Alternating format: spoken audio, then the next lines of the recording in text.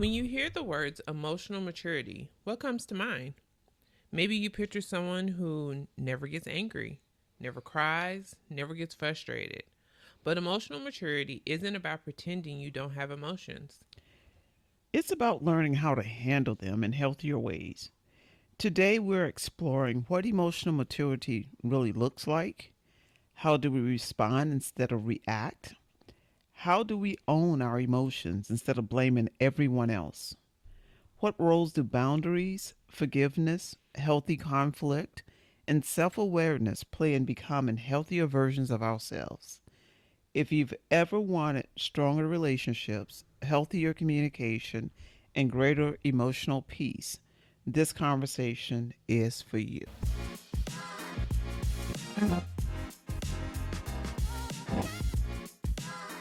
Welcome back to JITT Talks. Today we're talking about emotional maturity, but maybe not in the way most people would expect. Mm-hmm. Many people assume emotional maturity means never getting upset, always saying the right things, but that's not reality. No, we're all going to experience disappointment, frustration, hurt, and conflict. The question isn't whether we'll have emotions. The question is, what do we do with them? Okay, so Samaje, one of the biggest signs of emotional maturity is learning to respond instead of react. Why is that so difficult? I think the tricky part is that reacting just kind of happens. It's fast, it's automatic, but responding, that takes a little more intention. Mm-hmm. Like when something hurts us or catches us off guard, our first instinct is usually to protect ourselves. So you might snap back, shut down, or say something you really didn't mean. This comes from patterns that we've built over time, how we handle stress, how we handle conflict, or even disappointment. One thing that I've learned is that just because that's your first reaction, that doesn't mean it has to be your final response. Mm-hmm. Emotional maturity is really about learning to pause. And Yeah, pausing is hard. I mean, we have become so accustomed to just going. So absolutely. even in our conversation, we just go. Yeah. But if we pause long enough to ask ourselves, okay, what am I feeling right now? And what do I want this moment to turn into? A pause can make the conversation go from a conversation where we learn from one another and we actually come to solutions, or it can become an argument. Yeah. So the pause is that difference. One verse that comes to mind, of course, is something that we all have heard all our lives, James 1:19. Be quick to listen, slow to speak, and slow to get angry. Mm-hmm. And I love this. I love it because it's not saying don't feel anything. It's just Yeah. saying don't rush it. Slow down enough to handle it well. From a practical perspective, I personally have had to really work on pausing. I we talk about not responding so quick to messages. I've had to learn how to slow down Yeah. and to not respond to every message right away. Absolutely. I don't have to address everything in the heat of the moment. Mm-hmm. Sometimes the best thing I could do is step back, breathe, pray, think it through, and come back when I can actually communicate clearly instead of emotionally. Yeah, you have to train yourself that. Exactly. Reacting is usually about winning. We want to just win the conversation versus having the conversation. So, yeah, reaction is often driven by our emotions. Response is guided by wisdom. Emotional maturity is creating enough space between the two to make a healthy choice. So, we often hear people say, "You made me angry, made me mad." So, Mom, we often hear people say, "You made me angry." Can other people really control our emotions? You know, Jay, I think this is one of the biggest shifts we make as we grow emotionally. Mm-hmm. People absolutely can hurt us. They can disappoint us, betray us, They can speak to us in ways that leave wounds. Yeah. I'm never minimizing that. But emotional maturity invites us to make an important distinction. Yeah. Someone may influence my emotions, but they don't have the right to control my response. That's nice. Yeah. We're responsible for what we do with what we feel. Mhm. That's why it's important to name our emotions honestly. Mm. Am I really angry? Or am I disappointed? Yeah. Am I embarrassed? Am I afraid? Am I rejected? Yeah. And sometimes what we call anger is actually another emotion underneath it. Mhm.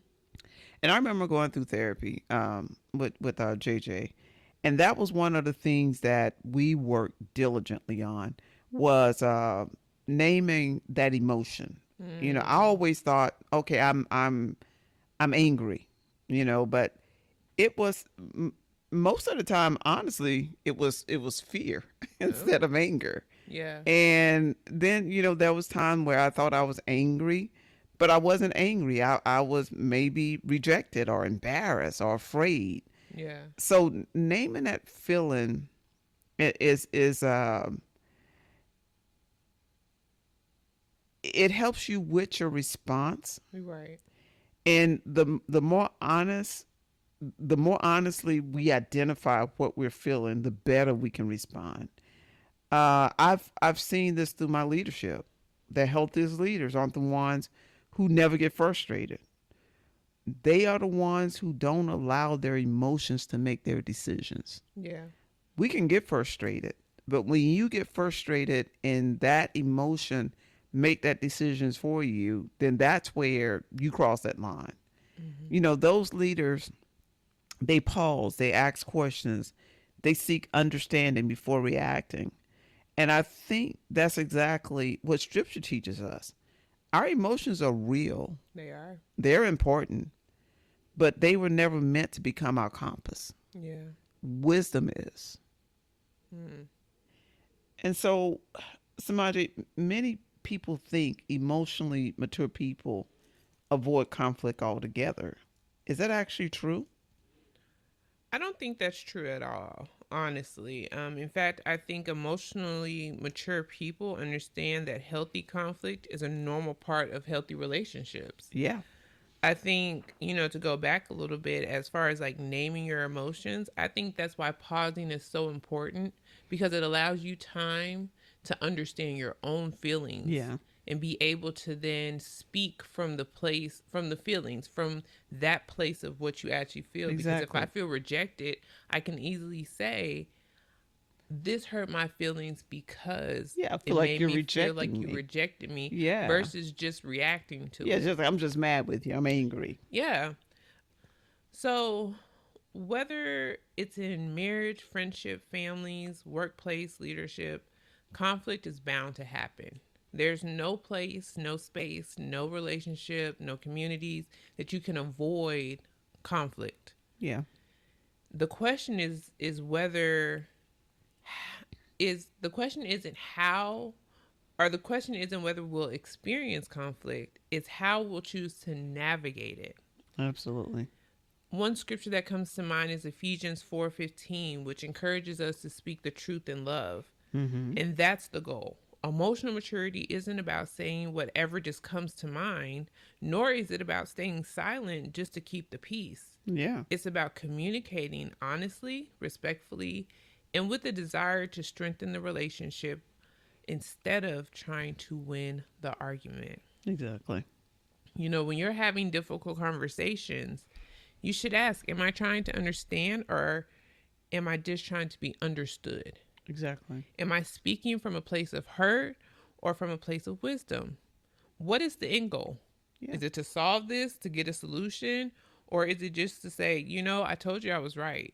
yeah, And a lot of times, and especially in immature relationships, it's all about who's going to be right at the end of the day, not what's exactly. best for the team, Yeah, whether that's romantic or platonic. Like, it's what it's, I just want to be right. yeah, Even when I look at this from a parental standpoint with my daughters who tend to fight every 5 minutes, yeah.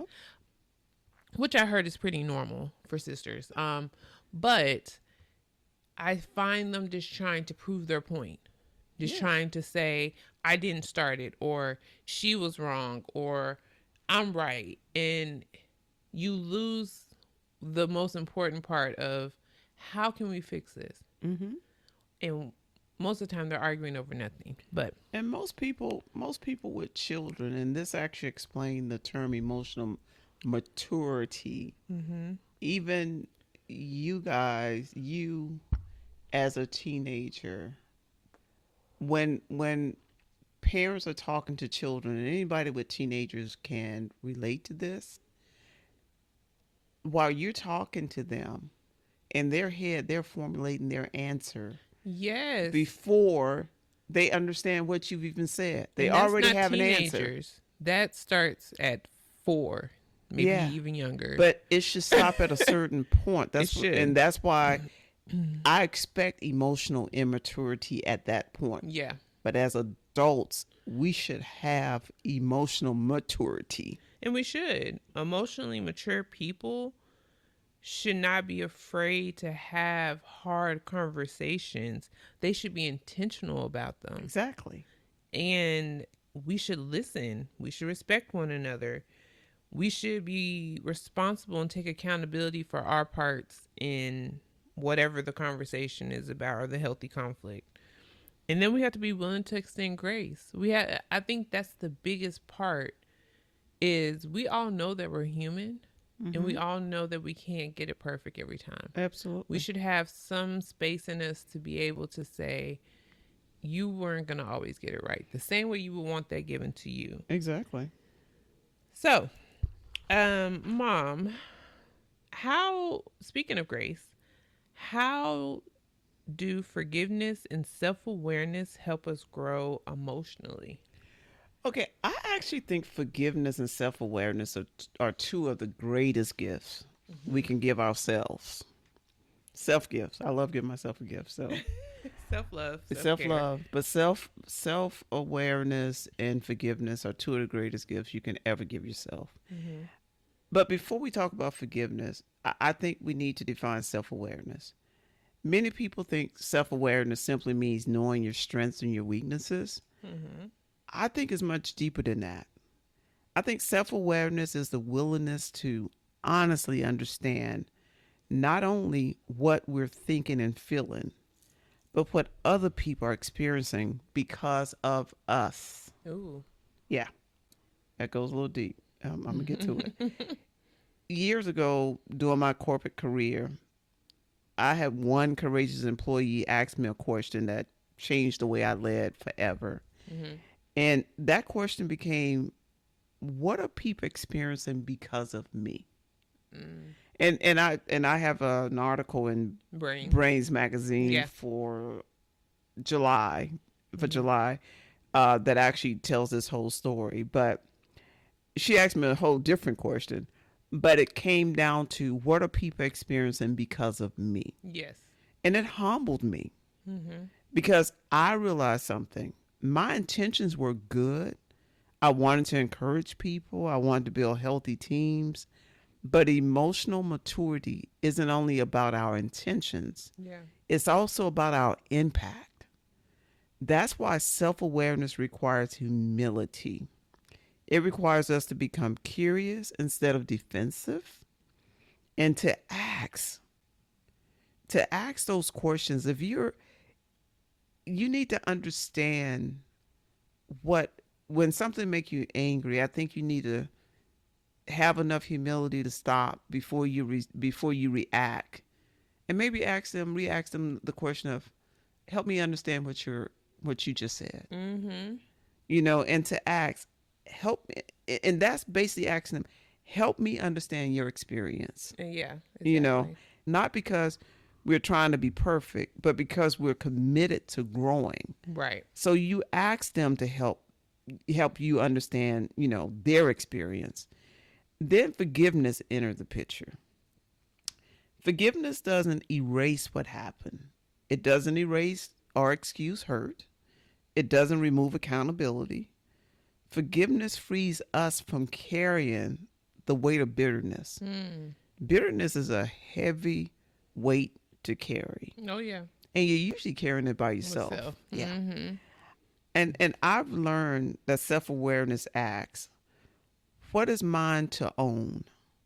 But forgiveness asks, what is mine to release? Mm. One help us to grow, the other help us to heal. So again, I want to say it again. Self-awareness asks, what is mine to own? Forgiveness asks, what is mine to release? And one help us grow, the other help us heal. Mm-hmm. But both require humility. And I That's think good. emotional maturity begins when we stop asking, whose fault is this? And start asking, what is God trying to teach me through this? Yeah. Because transformation begins with honesty. So, before reacting this week, pause and ask yourself, what am I really feeling? Then ask, is my response helping the situation or simply expressing the emotion? Remember, emotional maturity isn't about never making mistakes or not having conflict. It's about becoming more intentional, one conversation at a time. Growing emotionally doesn't happen overnight. It's a lifelong journey of learning, unlearning, extending grace, and becoming more aware of ourselves and others. Remember, emotional maturity isn't measured by how little you feel, it's measured by how wisely you respond. As you continue growing, give yourself permission to make progress instead of chasing perfection.